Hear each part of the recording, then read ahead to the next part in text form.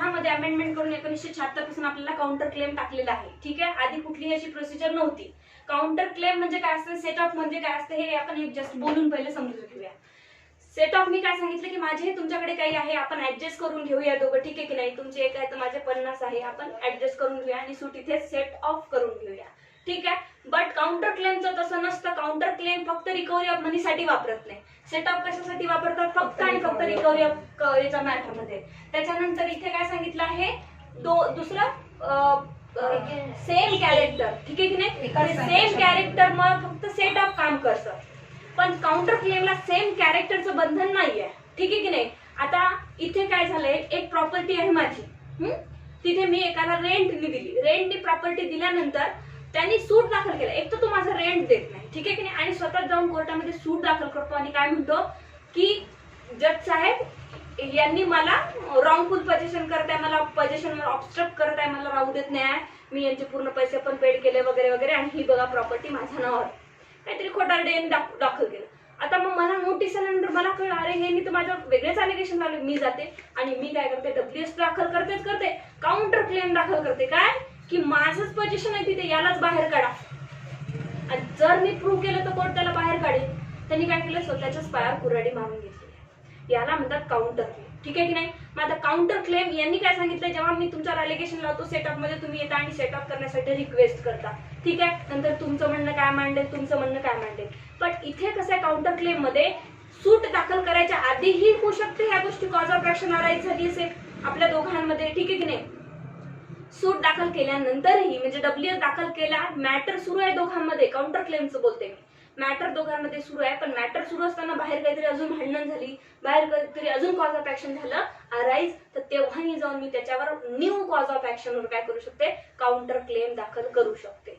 In addition म्हटलंय, set of फक्त ऍडजस्टमेंटसाठी आहे, आणि ऍडिशन मध्ये जर अजून काही टाकायचं तुम्हाला आणि क्रॉस सूट, स्ट्रॉंग सूट टाकायचं प्लेंटिफच्या अगेन्स्ट, तर तुम्हाला काउंटर क्लेमचा वापर करावा लागेल. असंही म्हणता येईल कारण सेट ऑफ मध्ये तुम्हाला काहीतरी ऍडमिट आहे, काहीतरी ऍडमिट आहे. काउंटर क्लेम मध्ये ऍडमिट नाही. काउंटर क्लेम मध्ये ऍडमिट नाही, इट इज अ क्रॉस सूट, म्हणून याला क्रॉस सूट म्हणलं जातं. सेट ऑफला क्रॉस सूट नाही म्हणत, कळलं का. इथे डायरेक्टली काउंटर क्लेमला क्रॉस सूट. सेट ऑफ काय फक्त माझं पण तुमच्याकडे आहे, तुमचं आपण काहीतरी ऍडजस्ट करून घेऊया. ठीक आहे, इथपर्यंत सेट ऑफ बोलतं. आणि ह्या सगळ्या सेट ऑफला कंडिशन फुलफिल झाल्याच पाहिजे. फक्त मनीसाठी. ठीक आहे, हा हे फक्त रिकव्हरी ऑफ मनीसाठी. ठीक आहे, ह्या सगळ्या सूट ट्रिगर. अजून एक राहिलं तुम्हाला, ऑर्डर 20 रूल 19(3) मध्ये एक शब्द दिलाय त्यांनी, इंग्लिश सेट ऑफ बद्दल बोलते. इंग्लिश सेट ऑफ मध्ये काय, आपल्या इथं काय आहे, लिगली रिकव्हरेबल, आणि 2 शब्द आलेले आहे आपल्याकडे, असर्टनेट. हे आपल्याकडे कंपल्सरी आहे कशासाठी, सेट ऑफ दाखल करण्यासाठी. पण इक्विटी ऑफ जस्टिस काय म्हणतं, कधी कधी असर्टेन मनी होत नाही. ठीक आहे की नाही. तर मग कधी कधी असे जर सर्कमस्टन्सेस अराईज झाला तर तेव्हाही कोर्टाने रेअर केसेस मध्ये सेट ऑफ दाखल करून घ्यावा. आणि लिगली रिकव्हरेबल म्हणजे जर लिमिटेशनचा बार येत असेल तिथे आणि त्यांनी तसे रिझन्स दिले तर तरीही सेट ऑफ दाखल करून घ्यावा. याला म्हणतात equitable set of. Equity of justice, equity जिथे सब्जेक्ट येतो ना, शब्द येतो तेव्हा ऍडजस्टमेंटचा शब्द येतो. ठीक आहे की नाही, इंग्लिश लॉ नुसार. सो म्हणजे कुणाही सोबत इनजस्टिस होऊ नये त्याच्यासाठी त्याला म्हणतात इक्विटेबल सेटअप, आणि लिगल सेटअप याला म्हणतात. ठीक आहे, याला आपण जे आता पाहतोय ना तो लिगल सेटअप आहे. इक्विटेबल सेटअप जो आहे तो 2019 मध्ये. ठीक आहे, 2019(3). 2019 हा लीगल सेट ऑफ आहे ना. ऑर्डर 20 रूल 19 आणि सब रूल 3 मध्ये आहे. हा लीगल सेटअप आहे. लीगल म्हणजे सगळ्या गोष्टी तुमच्या इथे आल्याच पाहिजे तर तुम्ही सेटअप दाखल करू शकता इथे. ठीक आहे. 6A counter claim by defendant. A defendant in a suit may, in addition to his right, आता काय करेल of is pleading a set of under rule 6. हे जे सेट ऑफ मागत होता आता त्यात काहीतरी काय करतोय, ऍडिशन करतोय. जेव्हाही कधी ऍडिशन होईल तेव्हा काय होईल, तो काउंटर क्लेम. ठीक आहे की नाही. काय म्हणताय, ऍडिशन रूल 6 मध्ये म्हणजेच कोणामध्ये, सेट ऑफ मध्ये काहीतरी अजून ऍड होतंय. पहिले काय सांगते, इथे रिकव्हरी ऑफ मनीच पाहिजे, पण आता इथे अदर पण ऍड होतंय. रिकव्हरी ऑफ मनीची कंडिशन गेली तर अदर काही ऍड होत असेल, ऍडिशन मध्ये अजून डिपेंडंट काही मागत असेल. पहिले त्यांनी काय म्हटलं, तर फक्त माझे 50,000 सेट करून घ्या, ऍडजस्ट करून घ्या. पण ऍडिशन मध्ये मागतोय आता, नाही 50,000वर मी सफिशियंट नाही आहे, यानेच माझ्याशी धोका केला. Setup bye way of a counter claim against the claim of the plaintiff. ठीक आहे की नाही, bye way of the counter claim against the claim of the plaintiff. जे काही ऍलिगेशन प्लेंटिफली लावले ते तर खोटेच आहे. पुन्हा तो जास्तीचे अलिगेशन माझ्यावर लावतोय, मी पण जास्तीचे त्याच्यावर लावणार. Any right or claim in respect of a cause of action accruing to the dependent against the plaintiff. ठीक आहे की नाही? बघा काय म्हणत आहे, जे काही क्लेम, जे काही right cause of action accruing the dependent against the plaintiff, त्याने जो प्लेंट दाखल केला एखादी कॉज ऑफ ऍक्शन घेऊन माझ्यावर, तर मलाही अजून कॉज ऑफ ऍक्शन त्याच्यावर टाकता येत आहे. ठीक आहे की नाही? माझ्याही सोबत असे काही कॉज ऑफ ऍक्शन घडले की त्यांनी माझ्यासोबत असं केलंय म्हणून. सो आयदर बिफोर और after the filing suit, either before और आफ्टर द फायलिंग सूट, म्हणजे आता इथे तीन ठिकाणी. पहिले काय, बिफोर सूट. बिफोर सूट पण माझ्यासोबत कॉज ऑफ ऍक्शन घडलाय की प्लेंटिफनी घडवलाय. ठीक आहे. दुसरं काय म्हणत आहे, आफ्टर सूट. आफ्टर सूट, ठीक आहे की नाही? सूट दाखल झाला पण परत तुमच्या दोघांमध्ये काही झालं, filing of suit, but before the dependent has delivered his defence or before the time limited for delivering his defense has expired, whether such a counter claim is in the nature of the claim for the damages or not. आता बघा इथे काय म्हटलं आहे, दोन्ही ठिकाणी तुम्ही करू शकता, after suit, before suit. But तुम्ही जर एखाद्या वेळेस WS दाखल केला, ठीक आहे की नाही, एकदा WS दाखल केला, त्याच्यानंतर तुम्ही एक तर कोर्टाची परमिशन घेऊन करू शकता. WS दाखल केल्यानंतर फर्स्ट हिअरिंगला वगैरे आधी सांगितलं आहे. पण आफ्टर WS दाखल केल्यानंतर, ठीक आहे की नाही, एक्सपायर झाला आता तुमचा टाइम, काय हो, तुम्हाला क्रॉस सूट दाखल करायचा, मग तुम्ही करू शकता. करायचं आहे whether such counter claim is in the nature of a claim for the damages or not. Damages मागण्यासाठी असो नाही असो फरक पडणार नाही. एक्सपायर झाल्यावर तुम्हाला काउंटर क्लेम दाखल करता येणार नाही. Provided that such a counter claim shall not exceed the pecuniary limits of the jurisdiction of the court. परत म्हटलंय की जर त्या कोर्टाला तेवढे ज्युरिस्डिक्शन नसेल, 5 लाखाचं सूट त्या प्लेंटिफनी डिपेंडेंटवर टाकलं, डिपेंडेंट म्हणतो माझेच 10 लाख त्याच्यावर आहे, कोर्ट म्हणतं मला ज्युरिस्डिक्शनच नाही, जा आता इथे तुमचा राईट गेला. म्हणजे एकाच सूट मध्ये आता काउंटर क्लेम टाकायचा राईट गेला, तुम्हाला सेपरेट सूट दुसऱ्या कोर्टात दाखल करा, बिकॉज मला ज्युरिस्डिक्शन नाही. ठीक आहे. इथे दोन मॅटर आहे. तर काय सगळ्यात मोठा पर्पज काय, क्रॉस सेटअप आणि काउंटर क्लेमचा, की मल्टिपल सिटी ऑफ प्रोसिडिंग होऊ नये. ठीक आहे की नाही? मला तुम्हाला 1 लाख मागायचे, मला 50, तर कशाला मी 50,000साठी दुसरीकडे टाकू द्यावा, यातच चालून घेऊया. मी ऍडजस्ट करायला तयार आहे, तुम्ही ऍडजस्ट करायला तयार आहे. छोटे मोठे क्रॉस क्लेम आहे, माझं हे म्हणणं आहे, तुमचं ते म्हणणं आहे, ठीक आहे की नाही, तुम्ही माझ्यावर एलिगेशन लावता, मी तुमच्यावर, इथेच चालून घेऊया. बट जर पिक्युनरी लिमिट एक्सीड होत असेल तर तो कोर्ट नाही चालू शकत, because that court is not competent to the try of such a matter. Such a counter claim shall have the same effect as a cross suit. आता काय हो, सेम जसं इथे सांगितलं तसं क्रॉस सूटचं त्याला राईट, म्हणजे हे काय करेल, इथे प्लेंटिफ आहे, इथे डिपेंडेंट आहे, डिपेंडेंटने क्रॉस सूट केला तर हा याचा काय होईल, प्लेंट होईल, आणि हा याला उत्तर देईल तर. ठीक आहे. So as to enable the court to pronounce a final judgment in the same suit both on the original claim and the counter claim. ठीक आहे. दोन्ही क्लेम वर कोर्ट जजमेंट देऊ शकतं. The plaintiff shall be at liberty to file a written statement in answer to the counter claim of the defendant within a such period as may be fixed by the court. काय म्हटलंय ते, मग आता त्यांनी जर तुमच्यावर cross सूट दाखल केला तर प्लेंटिफला पूर्ण स्वतंत्र आहे की तुम्ही सुद्धा त्या पर्टिक्युलर काउंटर क्लेम वर WS दाखल करायचा. 30 दिवस आणि सेम इफेक्ट राहील, काहीच फरक नाही. जसे WS चे रूल आहे, जसे प्लेंटचे रूल आहे, तो सेम इफेक्ट राहील. The counter claim shall be treated as a plaint. कळलं का? काउंटर क्लेम म्हणजे कोण डिपेंडंट दाखल करतो त्याला प्लेंट म्हटलं जाईल. And govern by the rules applicable to the plaint. आणि कसा दाखल करायचा, मग जे रूल्स आहेत, ठीक आहे की नाही, 7 मध्ये ते प्लेंट, सॉरी किती मध्ये, ऑर्डर 7. ठीक आहे. ऑर्डर 7 मध्ये जे रूल आहे त्या नियमानुसार तुम्हाला ते प्लेंट म्हणजे क्रॉस क्लेम दाखल करायचा आहे. नाही कळलं तर उद्या अजून डिस्कशन करूया. काउंटर क्लेम झालं, त्याच्यानंतर आता 2 मध्ये काउंटर क्लेम मध्ये काय काय पहिला आपण कॉज ऑफ ऍक्शन अराईज होऊ शकतो, सूट दाखल करायच्या पण आणि नंतर पण होऊ शकतो. आता काउंटर क्लेम मध्ये 6B मध्ये counter claim to be stated. Counter claim to be stated म्हणजे काय, यांनी काय म्हटलं, स्पेसिफिकली काउंटर क्लेमला नमूद करा, मेन्शन करा. कशामध्ये, WS मध्ये. जेव्हा आपण WS दाखल करतो तेव्हा काय हो, WS मध्ये मी काल सांगितलं तुम्हाला की हेडिंग द्यायचे काउंटर क्लेम. ठीक आहे की नाही. WS झाला आपला पूर्ण तयार, ठीक आहे, मला हे मागणी पाहिजे, हे मागणी पाहिजे. त्याच्यात तुम्हाला कळलं की आता मला याच्यात काउंटर क्लेमही दाखल करायचं, म्हणजे हा जो मागतो नाही ते तो खोटंच आहे, मला अजून याच्याबद्दल काय मागायचंय, तर मग स्पेशली घ्यावं लागतं हेडिंग काउंटर क्लेम. काउंटर क्लेमची स्पेसिफिकली नमूद करा. जसं लिहिलं, येस, जसं सेटअप लिहिला तसं आपल्याला काउंटर क्लेम सुद्धा नमूद करायचं specifically. Where any defendant seeks to rely upon any ground as supporting a right of counter claim. जर डिफेंडंट एखाद्या राईट मिळत असेल डिफेंडंटला काउंटर क्लेम प्लेंटिफला मागायचा, तर मग त्यांनी तसं नमूद करावं. He shall in his writing written statement, त्याच्या रिटर्न स्टेटमेंट मध्ये state specifically that he does so by way of a counter claim. ठीक आहे, सिंपल आहे. त्यांनी तसं डब्ल्यूएस मध्ये मेन्शन करा की हा एवढा जो पोर्शन आहे, एवढा जो पॅरा आहे माझा, हा काउंटर क्लेमचा आहे. जनरल तर मी राईट मागतच आहो, मी डिनाय तर करतच हो की त्यांनी जे मला म्हटलं ते डिनाय केलं, पण हा काउंटर क्लेम आहे. मी त्याच्यावर आता या पॅरामध्ये अलिगेशन्स लावतो. कळलं Shivani? 6C exclusion of a counter claim. आता exclusion of a counter claim हे कोर्टाचा राईट आहे. कसा बघा, where defendant sets up a counter claim and the plaintiff contend that the claim thereby raised ought not to be disposed of by way of a counter claim but in the independent suit. बघा आता काय केलंय, plaintiff आणि डिफेंडंटनी इकडून set off टाकलाय, counter claim टाकलाय, एकमेकाचे अलिगेशन लावणं सुरू आहे. पुढे काय म्हणते, the plaintiff may at any time before issue are settle in relation to the counter claim apply to the court for an order that such a counter claim may be excluded and the court may on the hearing of such application make such order as it thinks fit. बघा इथे काय म्हटलंय, जर कोर्टाने जर डिफेंडंटनी counter claim दाखल केला तर प्लेंटिफ ऍट एनी स्टेज काय करू शकतं की सर या काउंटर क्लेमला एक्सक्लूड करा म्हणून असं ऍप्लिकेशन देऊ शकतं. एक्सक्लूड करा म्हणजे काय, काढून टाका. आणि मग कोर्ट काय करेल, काढून कधी टाकेल, जर त्याला वाटलं योग्य नाही तर काढून टाकेल. मग आता ऍप्लिकेशन मध्ये प्लेंटिफला तसं लिहावं लागेल. ठीक आहे, एक्सक्लूड करून टाकेल.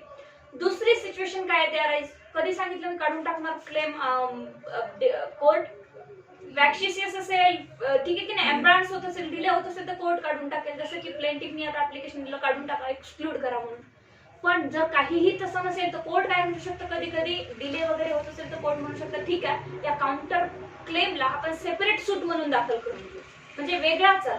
कोर्ट असंही करू शकतो. एक तर कोर्ट एक्सक्लूडही करू शकतो त्याला वाटलं तर, किंवा मग court on the application of the plaintiff काय करू शकतं, किंवा त्याला जर वाटलं कोर्टाला असं की गरजेचं आहे की काउंटर क्लेम हे एकत्र नाही चालवायचं आपल्याला, जो काहीही डिफेंडंट प्लेंटिफ करून रिलीफ मागतोय, प्लेंटिफवर क्लेम लावतोय ते थोडेसे वेगळ्या टाईप मध्ये आहे, तर त्याला आपण सेपरेट सूट म्हणून चालवूया. मग तो त्याला कोर्ट जेव्हा म्हणेल प्लेंटिफ केव्हा डिपेंडंट होईल, एक मिनिट, प्लेंटिफ केव्हा डिपेंडंट होईल, त्या काउंटर क्लेम पुरता जर तो रिप्लाय करत असेल तेव्हा तो डिपेंडंट होईल. याला काय करायचंय, तो काउंटर क्लेमला उत्तर देत नाही, हा उत्तर देईल ना की मी असं नाही केलं, तेव्हा तो डिपेंडंट होईल. कोण, प्लेंटिफ. इथपर्यंत कळलं. तो काय म्हणतोय प्लेंटिफ की सर हे काउंटर क्लेमच याचा काढून टाका. मी तेच विचारतीये, ते जेव्हा त्याला उत्तर द्यायची वेळ येते ना त्याच्या आधीच ऍप्लिकेशन करेल का तो?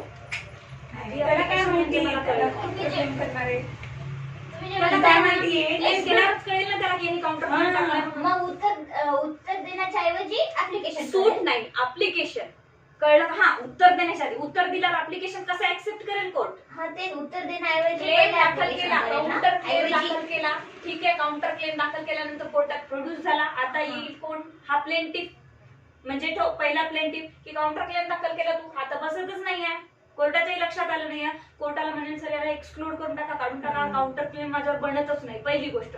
ठीक आहे, नाही तर काय होईल, मग कोर्ट काय करेल, त्याच्यावर विचार करेल. कोर्ट काय म्हणेल, बसते की नाही ते मी पाहतो, जर ठीक असेल तर मी राहू देईल, किंवा मी काय करेल, जर वाटत असेल की या सेपरेट सूटला, म्हणजे बेसिक सूट आहे त्याला एम्ब्रान्स आणि डिले होत आहे, काही कारण होत आहे, कोर्ट थिंक्स फिट की कोर्ट सेपरेट सूट चालून घेईल एवढ्या पोर्शन पुरता, आणि जो बेसिक सूट आहे याचा तसंच राहू देईल.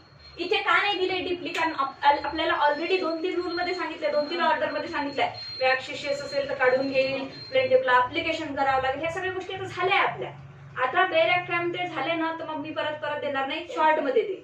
ठीक आहे, परत वाचते वाटल्यास.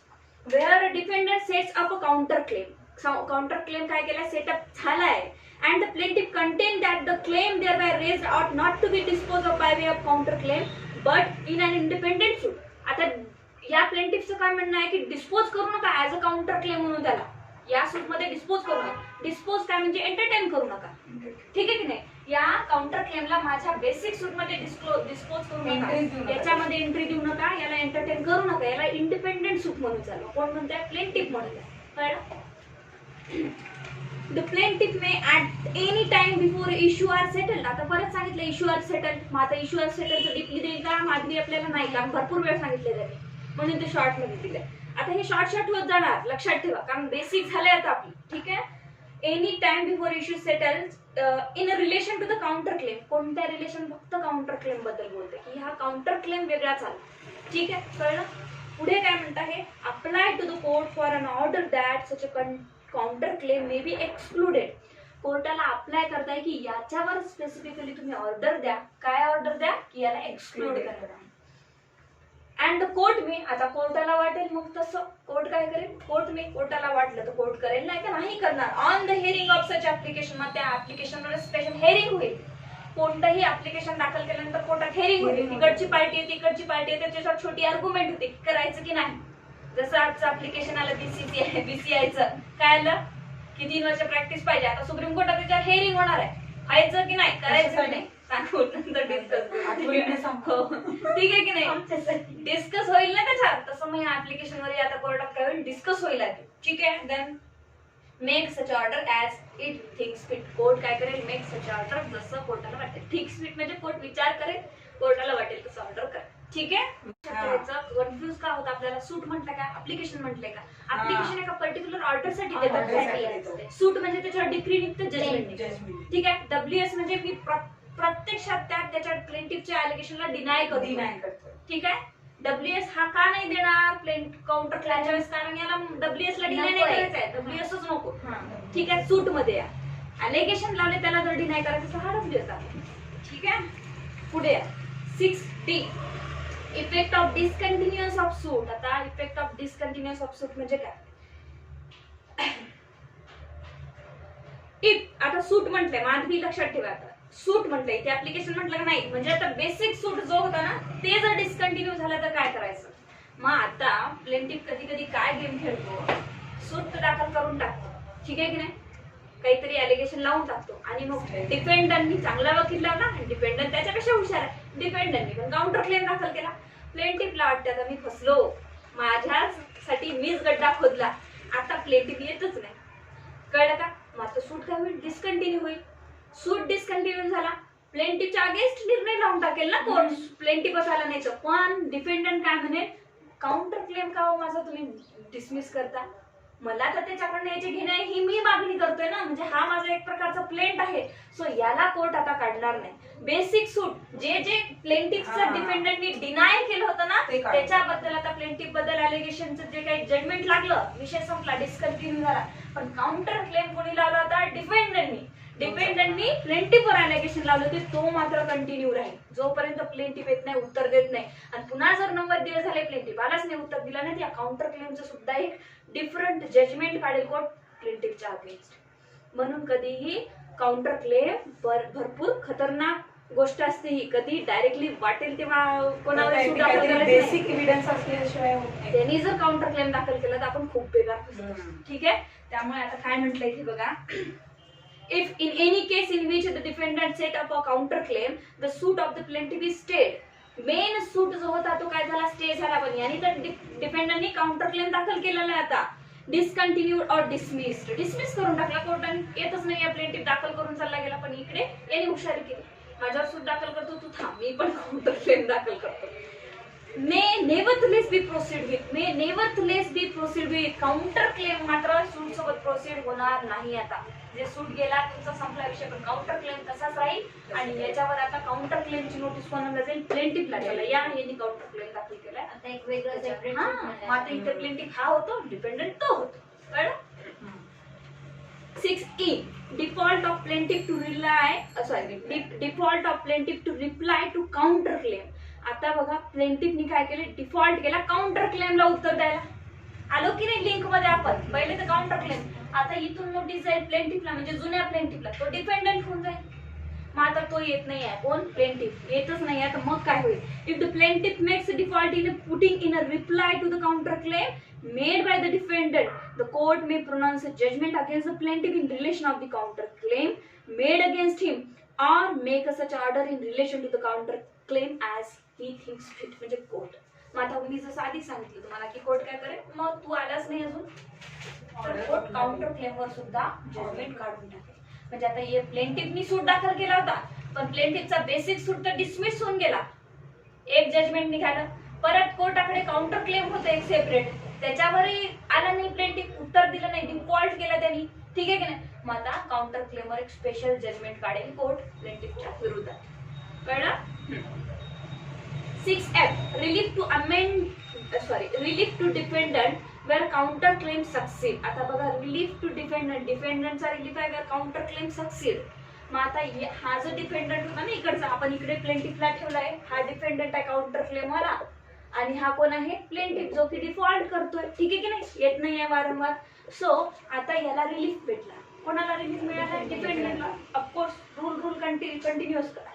Where in any suit a set of or counter claim is established as a defense against the plaintiff claim and any balance is found due to the plaintiff or the defendant, as the case may be, the court may give a judgment to the party entitled to such a balance. म्हणजे court judgement देईल त्याच्यावर, आणि ज्याच्यावर पैसे उधार होत आहे, याच्याकडून बनत आहे की याच्याकडून, हे जजमेंट तर काही येऊ शकतं ना, पुराव्यावर डिपेंड करतं. त्याच्यावर पण अगेन्स्ट येऊ शकतं, याच्या पण अगेन्स्ट येऊ शकतं काउंटर क्लेमचं. मग जी पार्टी सक्सीड होईल, म्हणजे जी पार्टी जिंकेल केस, त्याला मग आता जे काही अमाऊंट आहे ते बॅलन्स होईल. ठीक आहे? 6G rule relating to the return statement to apply.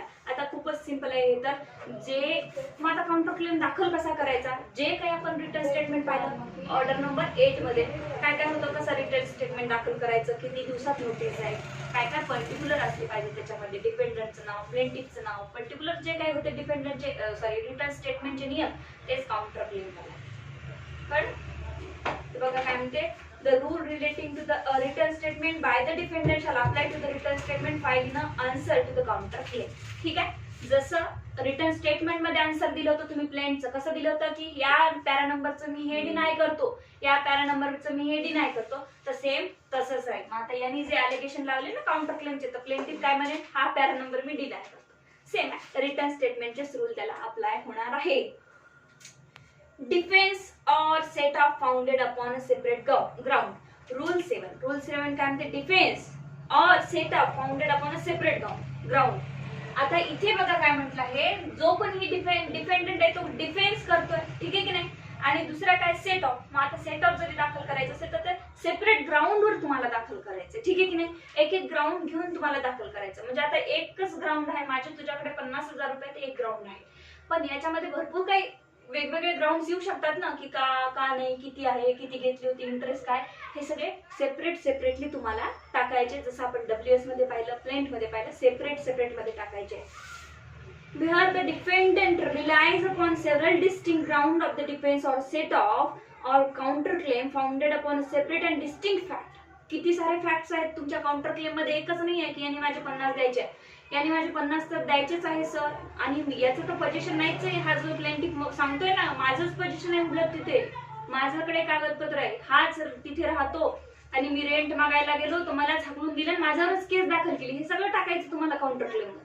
त्यांनी जे अलिगेशन लावले ना, आता तुम्हाला त्याच्यावर डबल अलिगेशन लावायचे. त्यांनी जे अलिगेशन लागले लक्षात ठेवायचं नाही, त्यांनी जे अलिगेशन लावले ते जर आपल्याला नाही म्हणायचे असेल तर आपण WS दाखल करतो. कळलं?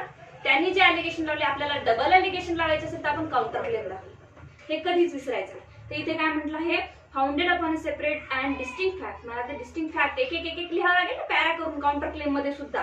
दे shall be stated as per as may be separately and distinctly. Separately आणि डिस्टिंक्टली लिहायचं की कोर्टालाही कळलं पाहिजे की काय काय काय काय याला त्याच्यावर अलिगेशन. ठीक आहे? 8 न्यू ग्राउंड ऑफ डिफेन्स. मग आता न्यू ग्राउंड जर काही अरायज होत असेल डिफेन्सचे तर ते सुद्धा तुम्ही टाकू शकता. Any ground of a defence which has arisen after the institution of suit institute झाला, काउंटर क्लेमचं सगळं चालू झालं, अजून तुमच्याकडे काहीतरी ग्राउंड झाले, नंतर कळले एव्हिडन्स मध्ये वगैरे. और the presentation of A return statement claiming a set of a counter claim. ठीक आहे की नाही, जेव्हा प्रेझेंटेशन करत होतात किंवा प्रेझेंटेशन झाल्यानंतर तुमच्या लक्षात आले, may be raised by the defender or plaintiff as the case may be in his written statement. ठीक आहे? मग आता कसं करावं लागेल तुम्हाला, जसं रिटर्न स्टेटमेंट मध्ये दाखल केले तसं. मग आता परत तुम्हाला जर अमेंडमेंट करायची तर रिटर्न स्टेटमेंट मध्ये सुद्धा तुम्ही जाऊन अमेंडमेंट करून ते टाकू शकता, पण त्याच्यासाठी खालचा रूल म्हणतोय की कोर्टाची परमिशन. ठीक आहे?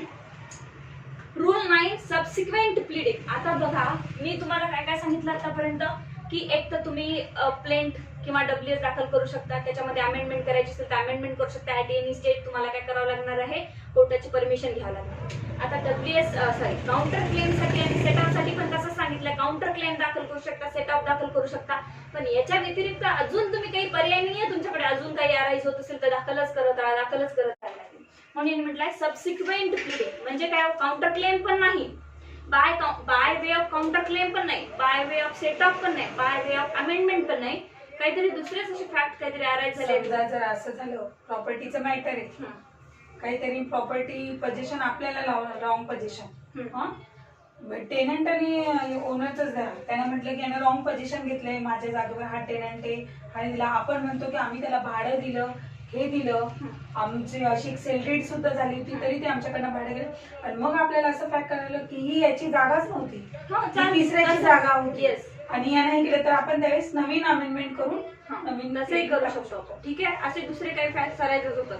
म्हणजे आता मी माधवीकडून एखादी प्रॉपर्टी घेतली, मी एन्जॉय करते, नंतर मला कधीतरी माहित झालं कोर्टाचं प्रॉपर्टी तुझी नाहीच, आता मी हे तुझ्यावर अलिगेशन लावत नाहीये, कारण तुझं काही त्याच्यावर नुकसान नाही ना, माझाही काही फायदा नाहीये त्याच्यावर, ठीक आहे की नाही, पण एक मला न्यू फॅक्ट कोर्टासमोर आणून टाकायचे की तुझी प्रॉपर्टी नाही आहे.